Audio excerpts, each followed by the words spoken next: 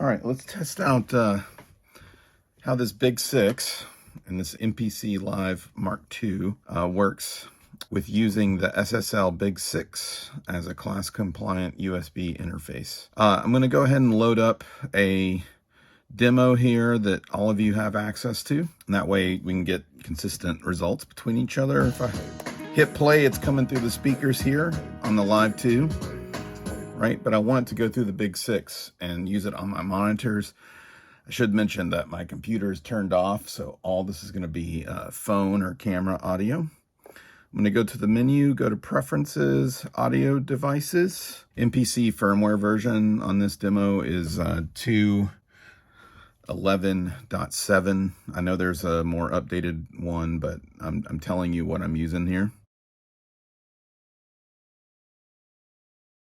My BiGSiX is plugged in through the USB-A interface number 1 here. I'm going to pick that. You also have to pick 32 inputs and outputs. Unfortunately, this means you have to restart the MPC. So I'm going to load the hip hop again. All right, so we got this loaded up. If I go to channel mixer, we'll see that every program I have in the channel mixer is going to out 1 and 2. That's 1 and 2 on the BiGSiX. I don't know if you can see this in frame, but the BiGSiX has this from USB buttons, these source selectors at the top. Those are selected to USB. Now if I play from start,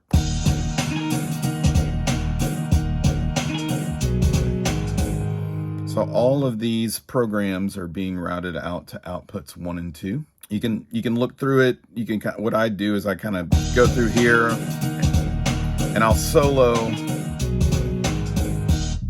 ones that I think might be interesting. So like this one is just the bass. So I'm going to go ahead and send that to its own set of channels 3 and 4.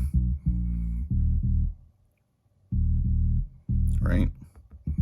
Maybe you send the melodic piano to something else, or as Andy would say, your melodics. It's not soloed, so I can hear it now.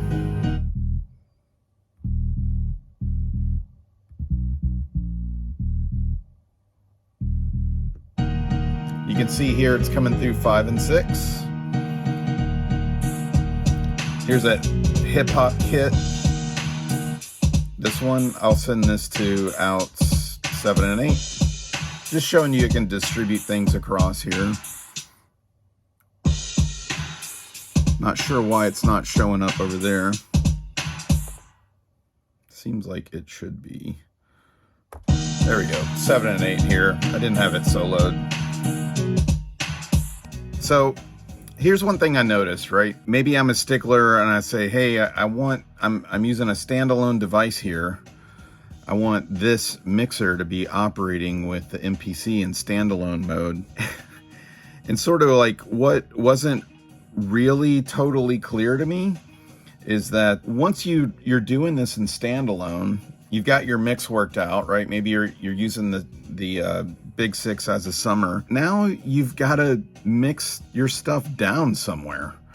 The computer's turned off, right? The BiGSiX is not hooked up to Logic or your MPC software. So where do you record it to? That was kind of made me feel a bit stupid, because I was like, okay, I got what I want. Maybe, this is how I would set things up for live doing a show. And yeah, I could get high quality, some mixer from this, but now what? How do I mix it all down? Right? So what I've found out I need to do is I'll go ahead and I'll use one of the built-in audio tracks. It's not entirely intuitive how to get there, but if we look at this audio track 1, its inputs are 1 and 2 USB outputs from the BiGSiX. So the main mix is on USB outputs 15 and 16. So if I want to record from the BiGSiX, I need to select input 15 and 16. Usually what you do, if you're just monitoring stereo mix, is you'll go ahead and send your outputs to 15 and 16. Now, there is a problem here. I'm going to crank down the volume quite a bit, but if you put your monitor on here, you'll get immediate feedback.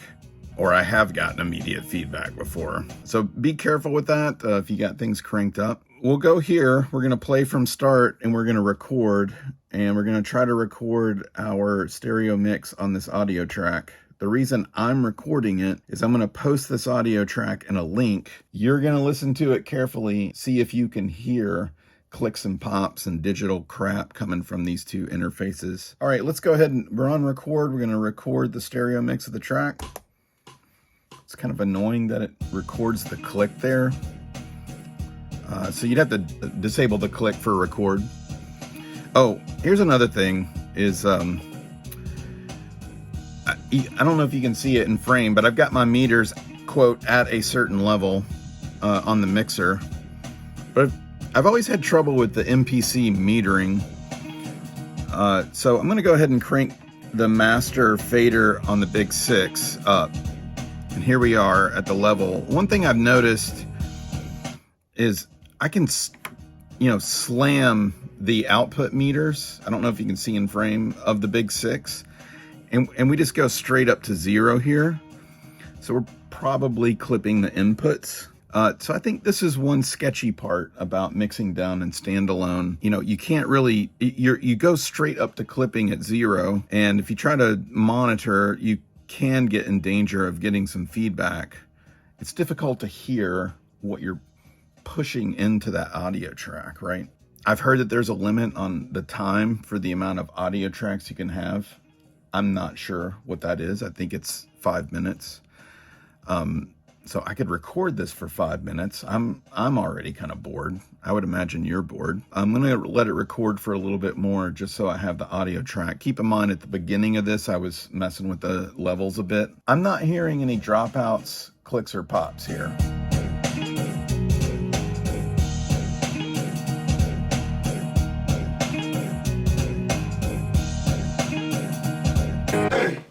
It seems to be working. I'm going to show you what version of firmware we are on here for the BiGSiX. But 2.11.7, BiGSiX is on 1.8. Class compliant USB audio interface with the demo tracks split across all the channels and summing.